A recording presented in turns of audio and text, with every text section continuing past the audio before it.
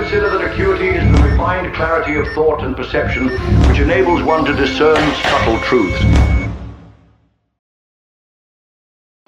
Hi, everyone. Welcome to this week's episode of the Acuity Podcast, Politics and Culture. I'm Aris Lavranos. I'm the CEO and Chief Litigator at Acuity Medical Law. And with me this week, I am blessed and privileged to have Amy Hamm, our Communications Manager, to talk about a few issues in the news, things that are relevant from a political, economic, and then a little bit of culture as well.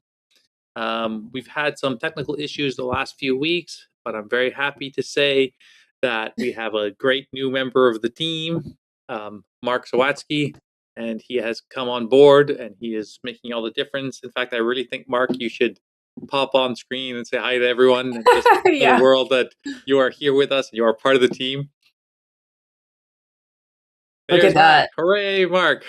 Look at it, his den of technical expertise behind him. It looks like some kind of Bond villain back there with like all the things and the wires going. So we're very grateful to Mark for his expertise and the time that he takes to help us, and hope to give you guys the best kind of podcast technically. And thank you for tuning in. So, Amy, what is on the docket this week for us to discuss? Well, why don't we start by just doing a little personal update, I guess, about what's been going on with ourselves. I know maybe you can start. Acuity has had a big week. We've put out lots of really great new advertisements. So that's going well. And I know it was fun for you to film those too. Yes, actually, I'm glad that you brought it up because it's not something I often think of as kind of exciting and fun, but it really was. So Mark helped tremendously. He came, we did a bunch of recording. Commercials are going up slowly but surely. They will be on Disney Plus and YouTube, probably on Facebook.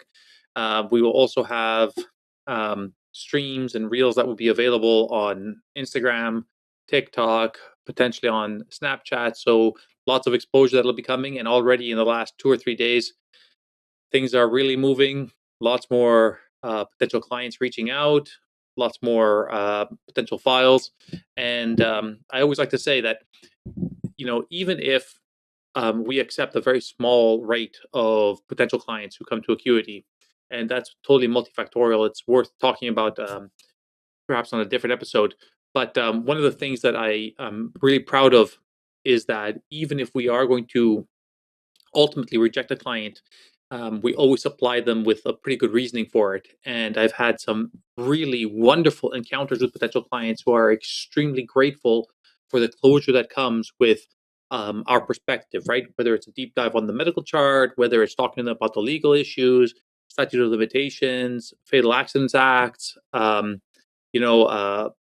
whatever the case might be, if it's too complicated, if the damages are not sufficient. And so clients are always very happy to hear that. I shouldn't say always, but generally speaking, they are very happy to hear that. So it is a very meaningful part of our work. And it's nice to be able to help a lot more people in that way, even if the total number of net new clients doesn't rise commensurately with the number of intakes that we get.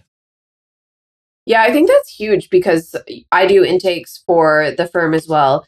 And we make sure before we take a case on or a client on that it's something that we feel would benefit them and that they have a chance of winning. So I think that's what sets Acuity apart from other places is it's not predatory. It's not a place where you go, yes, I'll take on your case, give me your money.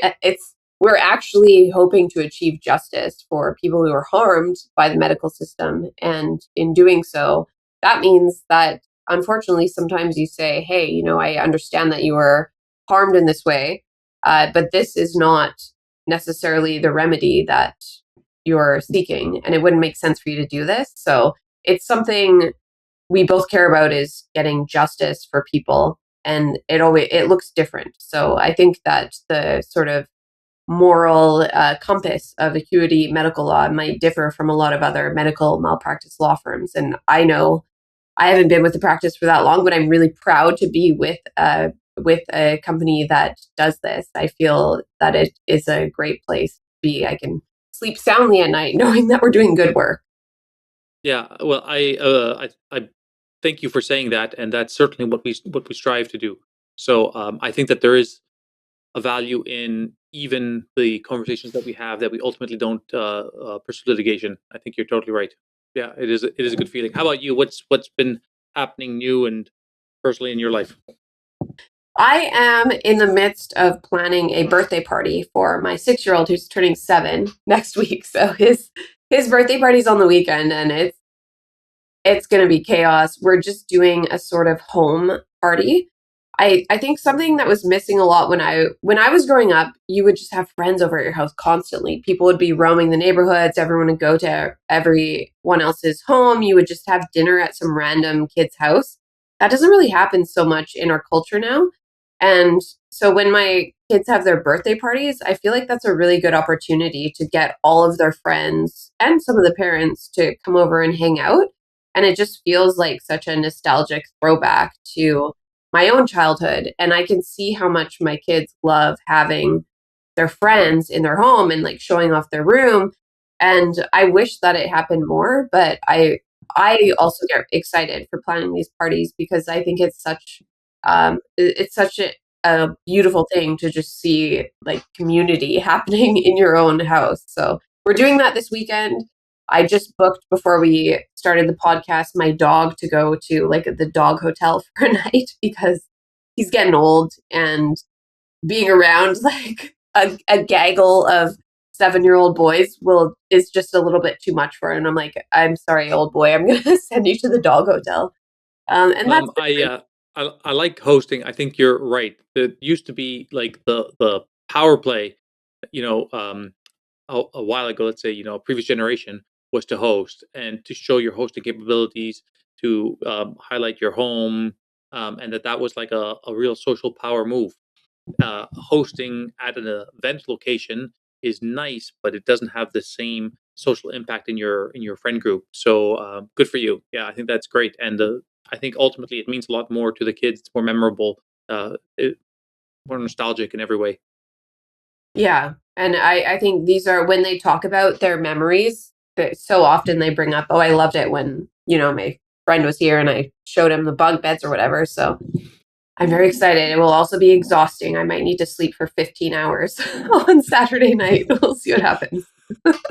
Good luck. Yeah, next week we'll Thank talk you. about how this Thank went. you. We're gonna follow up with Amy and hear how Yeah. this birthday party went. The room behind you may not look the same. It may be destroyed by young children. We'll see. Anyways, okay. So we were going to we have a few things to address. We're going to talk about Carney's Canada and, we're also going to go into Alberta and M.A.I.D legislation after that. And then we're going to end with some lighthearted things. But yeah, why don't we just jump into Carney? So even we talked about this a lot last week in an episode that we didn't end up releasing, but there are polls in Canada showing that Carney is doing really well in the polls, and pollsters are calling it the Carney Effect, despite the fact that either things haven't changed or they've even gotten worse under Carney's leadership. The liberal voter base and even some of the conservative voter base seems to be shifting towards the liberals, and they're happy with him.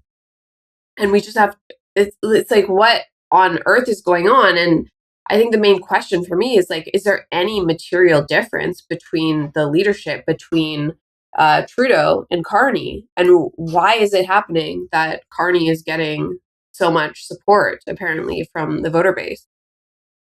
Yeah, so it's a very strange phenomenon. I had my in-laws visit last week and had a brief chat with my father-in-law about this, and he is at least partly succumbing to the Carney effect. Part of it is that the media only highlights, very preferential statistics to make people feel like things are progressing positively, especially with respect to the economy. But it's generally speaking an illusion, and it's largely cherry picking data. So if we were to look at some of the most important indicators, you look at our debt absolutely in Canada, it continues to worsen. And the mistake that people will make is say, well, compared to the G7 or the OECD countries, it's actually not that bad. It's actually really, really good. The problem is that the debt to GDP ratio is horrendous. It's the worst. Our GDP growth is forecast to be between 1.3 and 1.4%. That is absolutely horrendous. That's abysmal. I mean, like, we're approaching 1%. The Bank of Canada has spoken several times about their concerns that GDP is lagging. Foreign investment is absolutely collapsing. Many, many tens of billions of dollars of foreign capital has fled Canada. Then when we talk about tariffs and trade deals, Carney has done his whole world tour multiple times over at this point, and there's nothing to show for that. Yeah. Auto industry is collapsing. Multiple other industries are collapsing. Lumber industry is collapsing. And so at the end of the day, when you look at those numbers and you put them relative to what other people are doing, there's a very good reason why Canada's economy is failing, while both under Trudeau and under Carney, because the Liberals can only increase regulation. They do not have it in them to decrease regulation, to decrease taxes. And God bless Pierre Poilievre on Trigonometry last week and on Joe Rogan this week. He's talking about all the things that are necessary to stimulate the economy by getting government out of the way. You know what's wild is I saw it was in the Toronto Star today. The Wellbeing Research Center at the University of Oxford, every year they do this annual World Happiness Report. And so if you go back all the way to 2014, in this ranking, it has 136, I believe. Yeah, 136 countries. So back in 2014, this is right before Trudeau was elected, Canada was at number 5 for world happiness. This year, it's just come out that we're at number 25. And that's such a precipitous drop. And the fact that this could happen at the same time that the Carney Effect is going on, and that people are like, oh, Trudeau's out, Carney's in, he's great. And he's not ostensibly doing anything for us. I have such a hard time understanding why people aren't connecting the dots and thinking maybe the government that's been ruling our country for over a decade has something to do with the economic conditions that define our everyday life and that have major ramifications for our well-being and happiness. It's astounding to me that these two things can be happening at the same time. Yeah, Pierre has said multiple times that we don't have to live like this. It does not have to be this way. Of course, there are international issues that will impact our economy, but Canada has done almost everything it possibly can to make the conditions as difficult as possible, whether it's a failure of updating infrastructure, whether it's the mass onboarding of immigrants when you don't have commensurate rises in housing and job opportunities, whether it's the failure to liberate our natural resources from lumber to potash to oil to natural gas, to releasing tech, to lowering corporate taxes to encourage more businesses to come and shore up here, et cetera, et cetera. The list goes on and on. I mean, like, there's just like really no end to the policy mismanagement that the Liberals have had for the last decade. And this is particularly topical because we've just hit the 1-year milestone of Carney's government. And Canadians should take a step back and say, what do we have to show? What is the policy? What is the position? What is the trade deals, the negotiations? What has happened that has been successful? Whether it's domestic or foreign, we have nothing. I don't want to strawman the Liberals. Government was closed for quite a while. That was Carney's fault, and so nothing could be done. The USMCA is coming up for renegotiation in June or July of this year. We've positioned ourselves as antagonists to America, and so that is going to go very, very poorly. We had all these attempts at negotiations with other countries. There's a little bit of something that happened with India, but apart from that, just commitments and promises, but nothing else tangible. So I think that ultimately Canadians have to look at this as objectively as they possibly can and say, our government has failed, this trajectory, this direction has failed, and we have to try to do something different. Don't keep doing the same thing and doubling down on the same plan if you have nothing to show in return.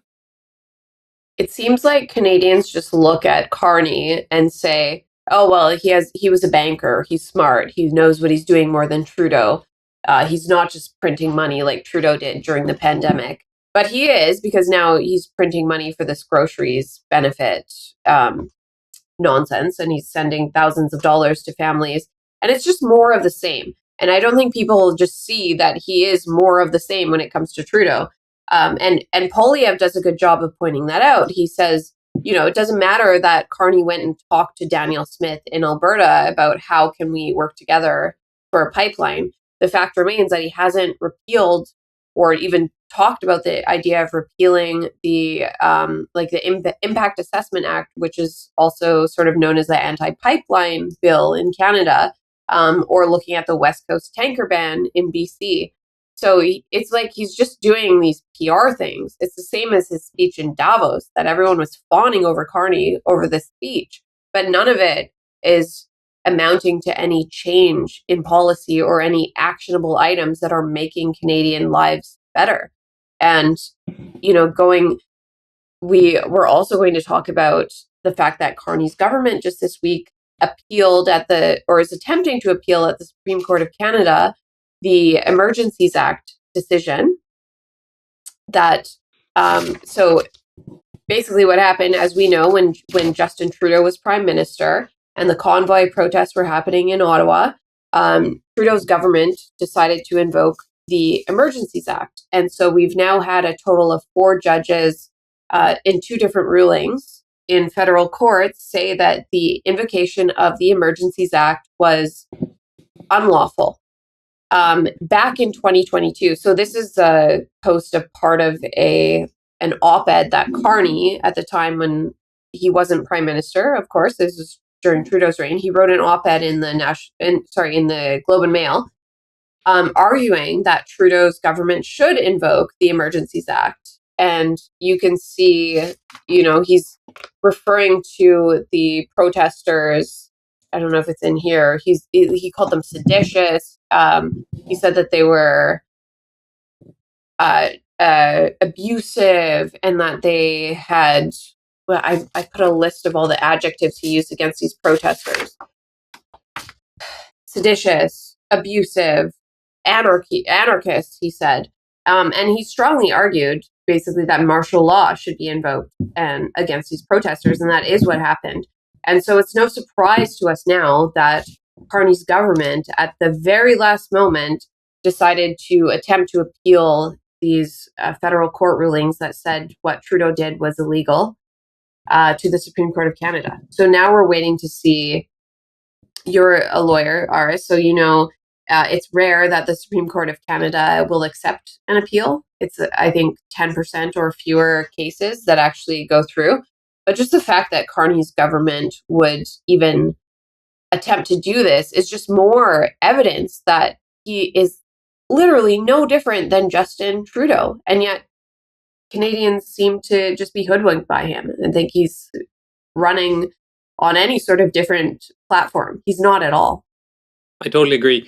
This is probably the most prescient indictment, the fact that it is more of the same. So his cabinet is almost entirely the same. His policies are almost entirely the same. His foreign policies are almost entirely the same. And all of that, of course, makes sense because Carney was part of the advisory board to Trudeau. So that's not surprising. But it's not even an attempt to turn the page, given that now he's doubling down on this. This would be, if we're going to steelman the position, what is the purpose of this government trying to appeal this to the Supreme Court of Canada when it has failed already twice at the trial judge level and at the appellate level? So you've already failed twice. This was not your government. This was not your era or your time. This is a very easy and clear way that you can show you have turned the page from the policies in the past. You recognize that it was wrong. You may have agreed at that time, but we are moving on. We are moving on as a country from these stages. And so the fact that they are appealing and they chose to appeal on the very last day is remarkably telling. Remarkably telling. But it's because, just like he said, I mean, like, that's the thing. Like I've said before, a tiger can't change his stripes. You cannot be the guy who wrote the DEI net zero hysteria guidebook and then think to yourself that you're not going to get the DEI net zero hysteria economy. So a tiger cannot change his stripes. The fact that he wrote and said this so explicitly, that this was seditious, treacherous, treasonous, whatever the case might be, The fact that he Yeah. says such things, it's no surprise that he's going to double down as much as he can to get the kind of ruling that he wants. So, I remember at the time they had that. I think it was like a special rapporteur or raconteur. I cannot remember the term that they used, but when they had their internal investigation and assessment of whether the Emergencies Act should have been invoked or not, the judge at that time, and there was some talk about him having been a close friend of Trudeau's and being part of his family structure when they were growing up, kind of like an uncle figure. He came out and even he said, I think that it was justified, but many people will find this decision contentious, and you could very easily see the other side. So, I mean, like, if Yeah. the hand-picked person was that much on the fence, and now two courts have already said that this was wrong, and now you're trying to double down, you are fishing for the best possibility that you can possibly find. And I think that that is politically not the strategic play. You could very easily distance yourself from this. And then I also think that judiciously and legally, it's the wrong play. I think that it was obviously a violation of the Emergencies Act. I hope that it will be politically disastrous for Carney and for the Liberal Party. I hope that Canadians will understand the nuances of what this means, that Carney chose to do this. And we still don't even know their grounds for appeal because it's so early. They've announced that they're doing an appeal, but as even John Carpe, who's the president of the Justice Center for Constitutional Freedoms, he's talked about it. He said, yeah, and I think it's the Canadian Constitutional Foundation that their lawyers have been working on these cases, and they're just waiting to see the documents from the federal government, and they're puzzled because they don't actually know what are they actually going to try to make as a legal argument as to why it even should go to the Supreme Court of Canada, because the judgments against the government already were so strong.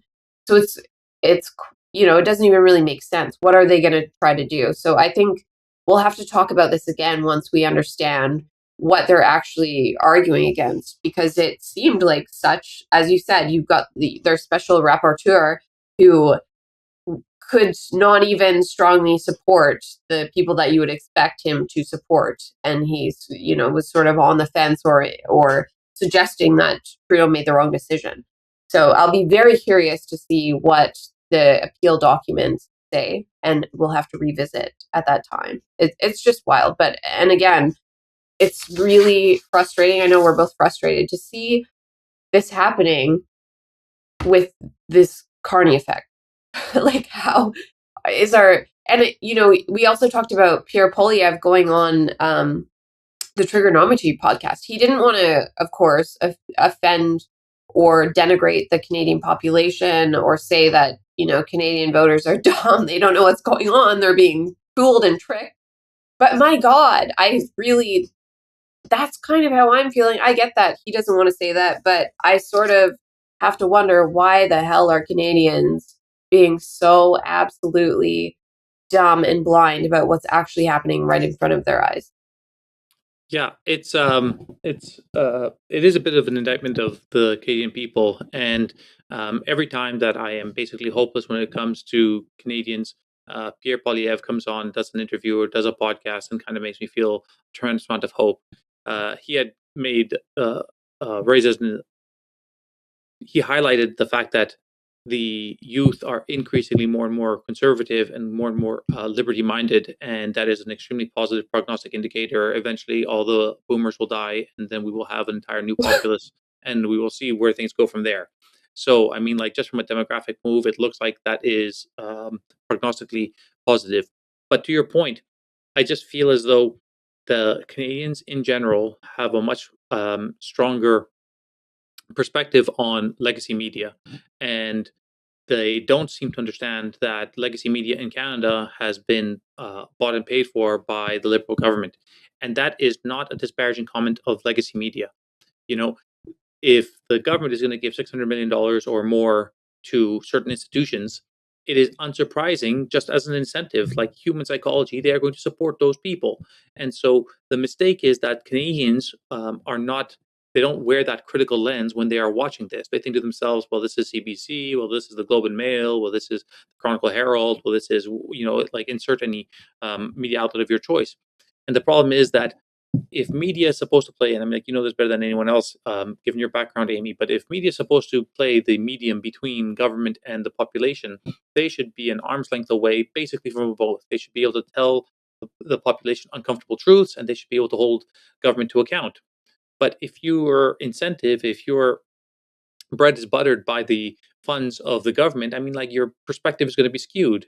Whereas Americans have about a 65 to 70% disapproval rating or a net cynicism rating of their legacy media institutions, Canada is exactly the inverse.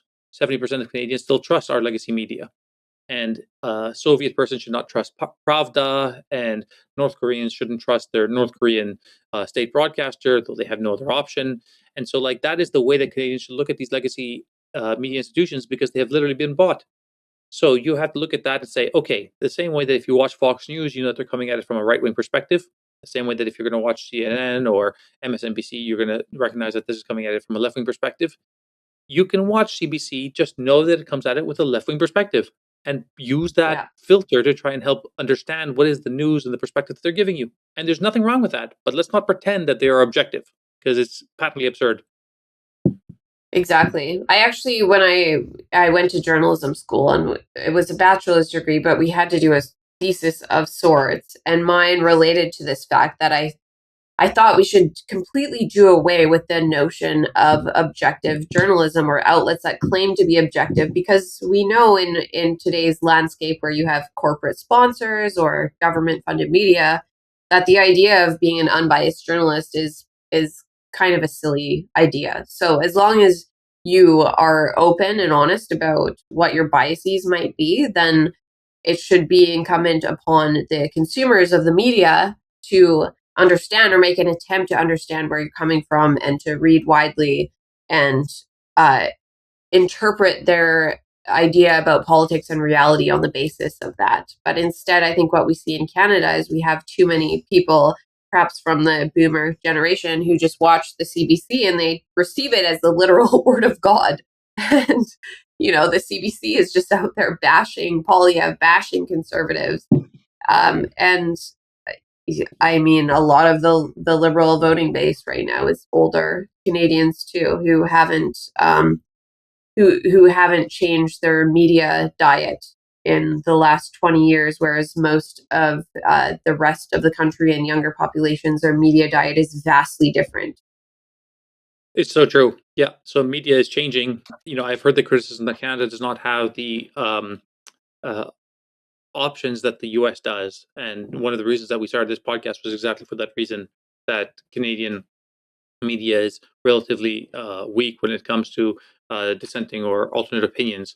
But I mean, like, you watch that guy Cochrane or Rosie Barton on CBC, and their facial grimacing and their behavior is just so cringe and awkward when it comes to anything having to do that's positive with the conservatives.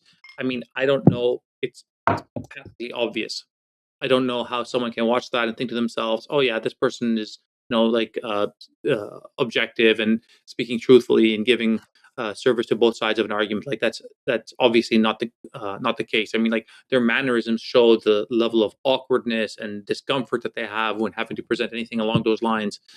So I think it's entirely unwatchable. I highly recommend everyone on Twitter or X should follow CBC Watcher, because I don't know who that person is, but man, they do God's work out there watching CBC and posting clips for us to watch, because that is not palatable to me.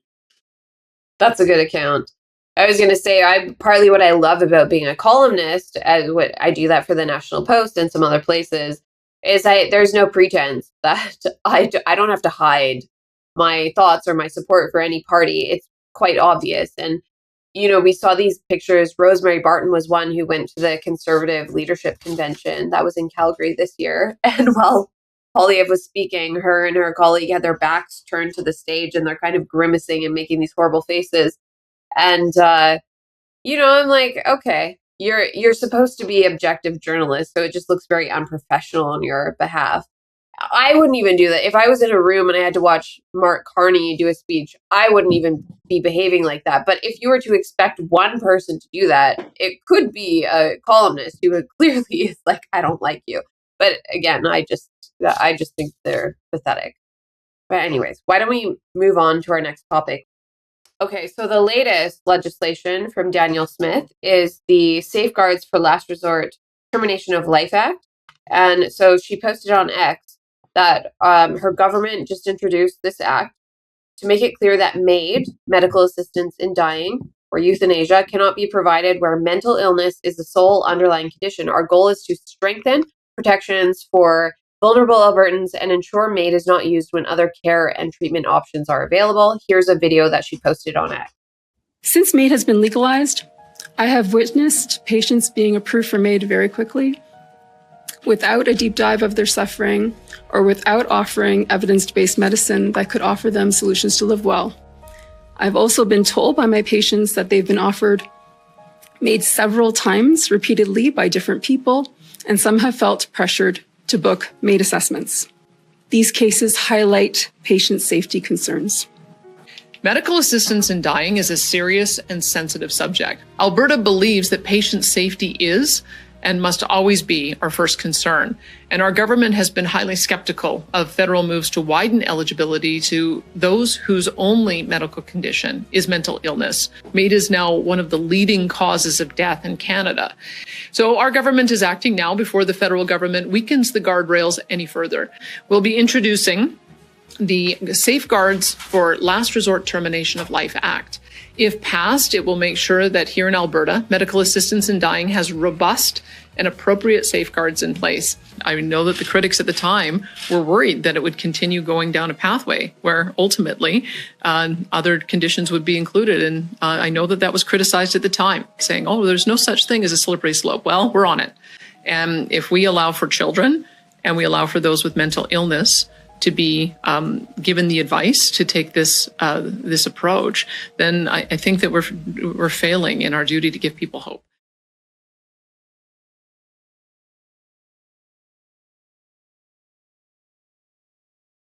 Yeah, very powerful. And I think that there was a real emotional component to what that family physician who sits on the MAID board in Ontario was saying. I could really feel that there was that this is not a quote unquote purely rational or purely reason based. I mean, like it almost looked like there was a very sincere perspective on the suffering that such a policy would have. Yeah, very powerful. We have a lot of years in healthcare between us. I'm wondering if you have any sort of memorable moments about MAID that have impacted your career or changed your opinion about the difference between palliative care and MAID. Thank you for the question. So I'll tell you, I am fantastically pro-life, and I mean that across the board, whether it's abortion or MAID. I think that it is entirely normal to allow people to die, and it's entirely different to actively kill someone. So when it comes to MAID, I have many friends and colleagues in palliative care, and I think that they do truly divine work. I think that the easing of suffering and allowing a dignified passing of life is tremendously meaningful and incredibly important, and MAID totally destroys that. It turns it on its head. The strongest case, of course, could be made for a patient who has really advanced terminal illness or a particularly gruesome prognosis. So, I mean, like you can imagine somebody, for example, with advanced ALS or advanced metastatic cancer who's in and out of the hospital repeatedly with pneumonias or complications from their treatments or whatever the case might be. And certainly a very strong case can be made for that. So that is a very reasonable place to have an argument. And we've obviously fallen very far from that. The patient that I love to highlight, my patient encounter that really meant a lot to me was there was a very senior lady in the emergency department. She was probably in her late 80s or early 90s, who was brought in there for a very minor ailment. I cannot remember what that was, like a sore throat or a skin tear or something very minor. And she was brought in by her neighbor, who was probably in her late 30s or early 40s. And the patient, the elderly lady, said to me that she had lost her husband and she was just in there waiting to die.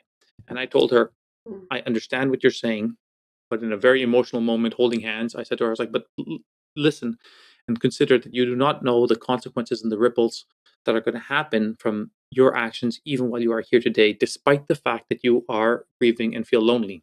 For example, this conversation that you and I are having, you don't know the role that that's going to play with me and how I look at palliative care and how I care about my community and whether or not I or my children will visit a retirement home or an old folks home to assist with them to promote recreational therapy.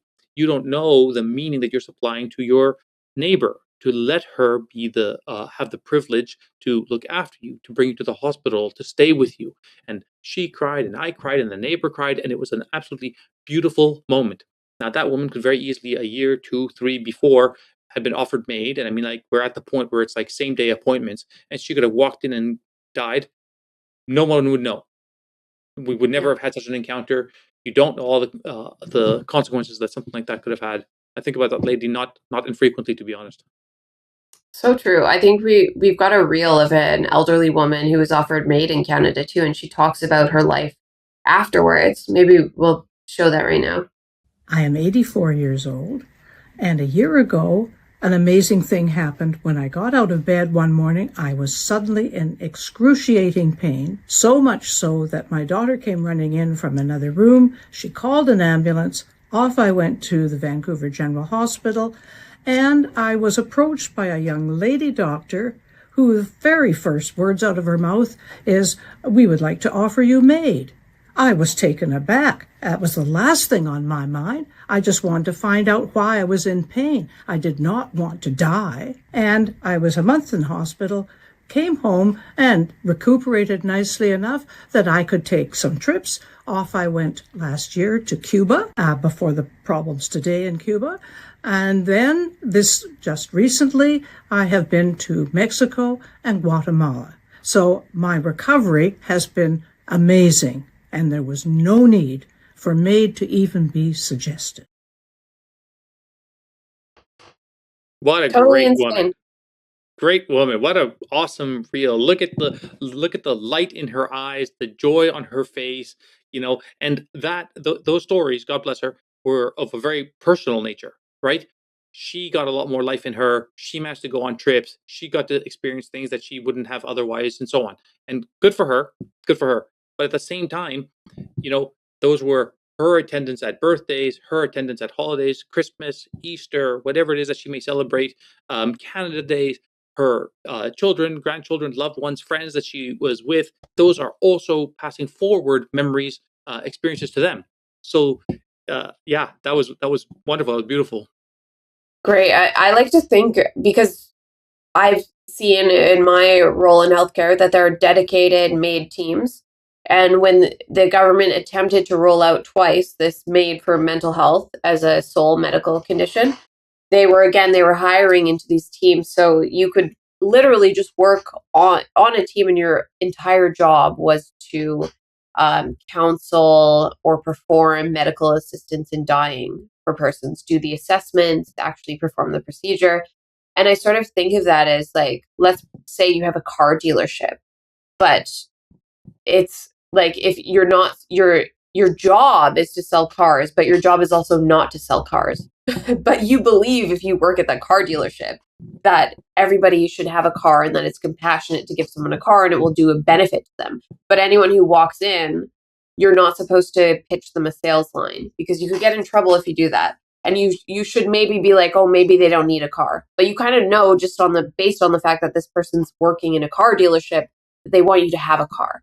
And I think of that with like these dedicated M.A.I.D teams. I'm like, how on earth can you put someone in such an ethical quandary? I think you're going to see exactly what this elderly woman described, is that you have people who think that they're doing good work and ethical work by offering to kill you. And it's just so absolutely insane, which is why I also love Danielle Smith's new legislation. There are multiple provisions that she's proposing, and one of them includes sanctions for M.A.I.D assessors and providers that are not complying with the law about this. So I think that is critical, because I've seen firsthand the people who get hired onto M.A.I.D teams, and they are just cheerleaders for assisted suicide. Yeah, I think that analogy is great, because first off, as a priority, it's not like we have antibiotic teams that walk around. Oh, did you want antibiotics? Oh, do you want antibiotics? Oh, it's not like somebody's walking around being like, oh, well, we're the fluid resuscitation team. Who needs fluids? You guys, you're not trying to sales pitch other interventions or treatments, right? But you have a dedicated team towards this, and they're coming at it with a particular perspective, if not agenda. So I think that that's remarkable. And then to Danielle Smith's comment about slippery slope, I mean, like, this is what advances the slippery slope, is when incentives and disincentives kind of promote going down a road without some kind of like a force to push back against that. And so the idea of sanctions for falling outside of regulation, policy, procedure, however you want to label it, is really, really important. And then I would add to that, litigation.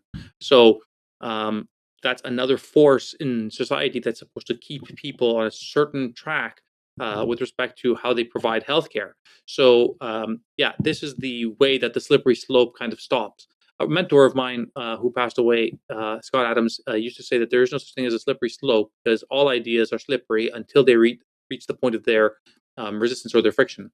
And while I agree with that, the mistake is thinking that you will not have passed the erroneous part of a slope until you have reached the friction. The pendulum doesn't stop where it's supposed to. The pendulum swings back and forth repeatedly until it lands to where it's supposed to be. And that delta, that shift until it lands where it's supposed to be, is actually inclusive of a lot of harm. And so those Yeah. safeguards, of course, it's good that Yeah. we're putting them up now, and Danielle Smith is putting them up now, but we're already past the point where there has almost certainly been a net set of suffering that should have been able to be avoided earlier on. Even trust in the system. So I know I worked in psychiatry for many, many years, and the community I worked in had a really robust sort of community organization of persons who suffered from chronic, severe, long-term mental illness, including whether it was major depressive disorder or even psychotic disorders. And they had a really good community. They helped each other get jobs. They published a newsletter. And so when the government was proposing this M.A.I.D legislation for mental illness, this group that had done a lot of collaborative work with the health authority suddenly became at odds with the health authority because they were so horrified by the idea that members of their community could be essentially like put down, euthanized, because a lot of these people recognize that these very organizations that have helped them into wellness before were now going to be promoting this idea that could, in their darkest moments, maybe have just preyed upon them and killed them. And they were genuinely afraid. And they published a newsletter saying that they were scared for their community and they were horrified. And I totally agree with them. And I think it's such an abandonment of moral and ethical principles for the health authority. And, I saw it firsthand. A lot of these people are just like, oh, this is the latest progressive ideal that I'm going to go along with without thinking about properly, and not even listening to the persons who said this law could literally have killed me at a time in my life when I needed help. And I could see how I would have exploited this law to end my own life. And I don't want that. And I'm afraid of this happening. And it's like nobody's listening, apparently, except for Danielle Smith. I'm so mad at Canada right now.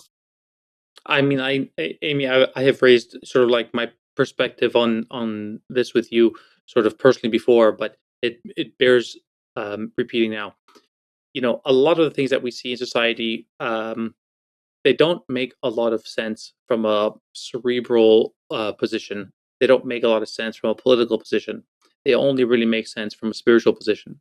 If you think about, if we look at quote unquote gender affirming care, a total misnomer because it is basically a form of abuse, especially for children with no evidence. If you look at M.A.I.D and the slippery slope that we're on to minors, to mental illnesses, to things that don't have terminal prognosis, and you are basically cheapening lives and killing people instead of helping, supporting, and then bringing them, hopefully, possibly to a place of resolve and recuperation. That's another total transmogrification of society. If you look at what we do with criminals in our criminal justice system, like the compassion is all on the side of the criminals and not on the side of the victims.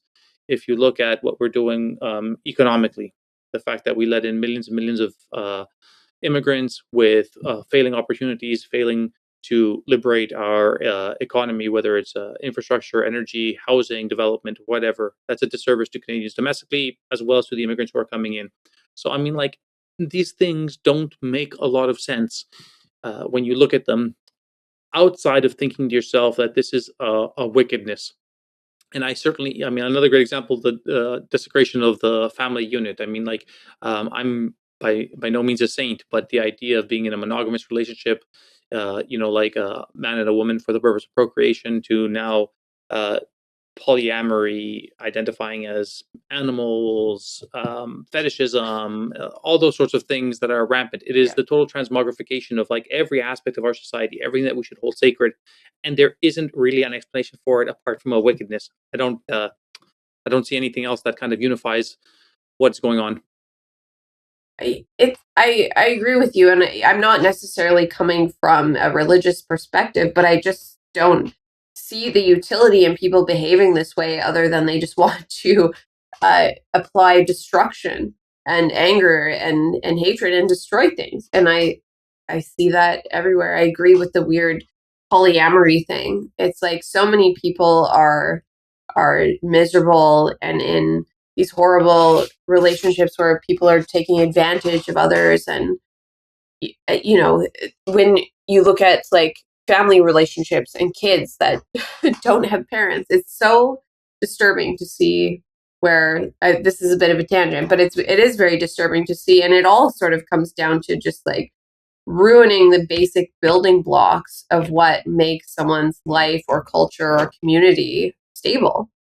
I listened to that amazing interview Chris Williamson had with Deborah So, who I really hope that we'll have a chance to talk to about her latest book, Sextinction, and the fact that intimacy is collapsing in the West, that there's this concept of hypergamy, where a very, very tiny selection of the population is having the majority of sexual encounters, increasing levels of deviancy, robots, and fetishistic dolls, and everybody becoming overweight and despondent with themselves, the body dysmorphia that's happening, and so on and so on. I mean, like, just society is just going down a path of destruction, like personal, societal destruction, and a crisis of meaning that Jordan Peterson talks about all the time. People need to be able to take a step back and say, okay, let's listen to our guts. Let's listen to our hearts. Let's listen to our souls. What are the things that are most important in society? Whether you can rationally say what are those the reasons that we hold these things to be sacred or not, just look inside of yourself and come to terms with these are the things that we have to protect. So good on Danielle Smith. That is amazing. She's increasingly always shown to be the best premier in the country. I mean, like, she is a beacon of hope and rationality. I would say alongside Pierre Poilievre, the two of them, at least she's elected and able to pass legislation. I just hope that Poilievre will be able to get elected at some point. But yeah, we need this sort of hope in Canada, which maybe would be a good segue to our moment of levity for the week. Sure. We can put up our moment of levity slide.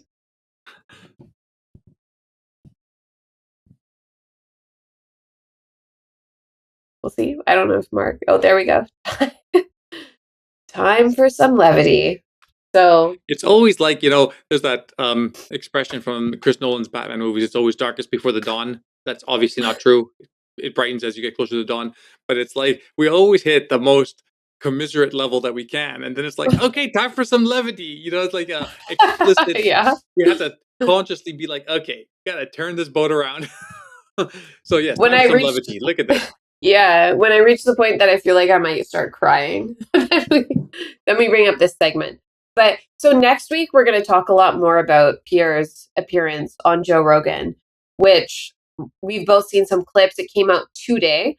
And so we'll talk about the appearance. But I think one of the best things and funniest things that we'll address are the reactions that people are going to have to this podcast, because there already have been reactions, but Canada's far left is going to go absolutely nuts. And I can't wait to enjoy and be entertained by how crazy it makes all of them. Yeah, I mean, leftist meltdowns are, like one of the singular pleasures of life.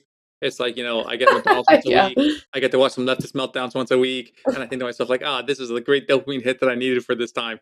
I mean, I saw an amazing tweet that came out. I should say X post. I saw this post on X like right before we started this, and it was like, "Oh, my wife heard that Pierre was on Joe, and I put on a few clips, and she was like, I don't like that. So MAGA, so Trump-like, bleh." And Tracy Wilson, who I tremendously respect, was like, "Yeah, my dude, this is like, do you really think that your wife's reaction is indicative of the nation?" Like, Yeah. Like these singular leftist meltdowns is just so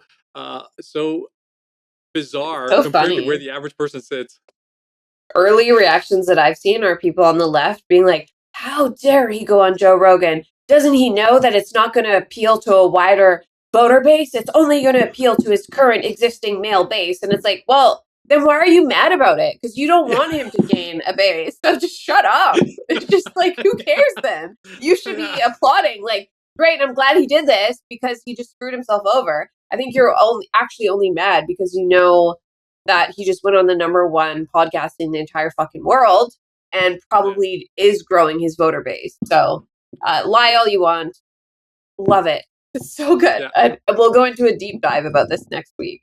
It'll be great. Can we put that picture back up? Because I want to see. I just wanted to tell you the first thing that happened on the episode was Pierre gives Joe a series of gifts. Like things like Alberta rye whiskey and so on. And so he had this kettlebell because Pierre is a huge kettlebell fan. He loves to work out with kettlebells, and so does Joe. And so he got this made from a smith in Alberta. It's 70 pounds. He's got the maple leaf on it. He's got Joe Rogan quotes on it. And I thought to myself, like, this was an incredible gift. Pierre is a rock star. You may not like his policies, but I think that there is no denying that this guy is a rock star. His team is an absolutely stacked team of all-stars, because this gift was arguably the best gift I've seen somebody present to Joe. Look at that smile on Joe Rogan's face too. I absolutely love it. Yeah, can't wait. I was about to say, look at Joe's smile. And look at that. I mean, look, they've obviously both been lifting with kettlebells. Their biceps look on par. No Good kidding. for both of them. Pierre is really good. I applaud him, because like that suit is going to be tight, and he is really filling that out. So good for him. He looks like he needs custom tailored suits at this point. Yeah, we're gonna hook him up. We're gonna hook him up. Pierre, if you're listening, I know a guy. Yeah. Okay, one final note before we go. One other sort of good news thing was comedian Ben Bankus. He's this Canadian comedian, really offensive comedian. Love offensive comedians. That's the point of comedy, isn't it? It's like if anyone has free speech without limits, it's got to be. Oh, there's Mark. There's Mark with Ben Bankus. Yeah. Wow. Producer Mark. Wow, that's amazing. Ben, people keep trying to cancel him. All the crazy leftists in Canada are wanting to get his show shut down. And so he has one coming up in Kelowna, and he's like, no, I'm doing it anyway. So I just want to say thank you to Ben Bankus, because Canada needs more people like Ben Bankus to say fuck you to the leftist cultural overlords who try to say that we can't say what we want to say. And it's especially pernicious, I think, when it's towards a comedian. I think comedy is like the canary in the coal mine. You are not a free country if you're canceling comedians. So good on Ben. And also, if you get a chance, watch his impressions of Toronto Mayor Olivia Chow. So funny. So funny. He looks nothing like Olivia Chow. They could not be more diametrically opposed. That's like brilliant. I didn't know that he does that.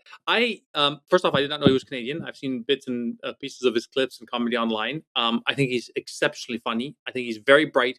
And I had heard a rumor through a couple of channels from people who would know, and they said that many, many mainstream comedians follow him and steal his material.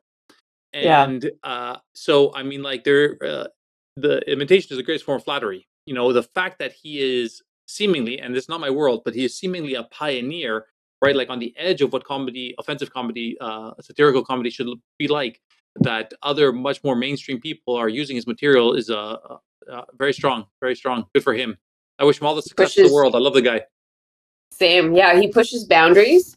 And then, I think other people try to imitate that, but they don't push as far as he does. So they will not be able to imitate him in the same way because he's unafraid of being canceled. And he's, he's a comedian, but he's also political at this point because he's refusing to be brought down by Canada's sort of censorship machine, which is very big at this point. So way to go, Ben Bankus. I'm going to try to go to his show if he has one near me next time.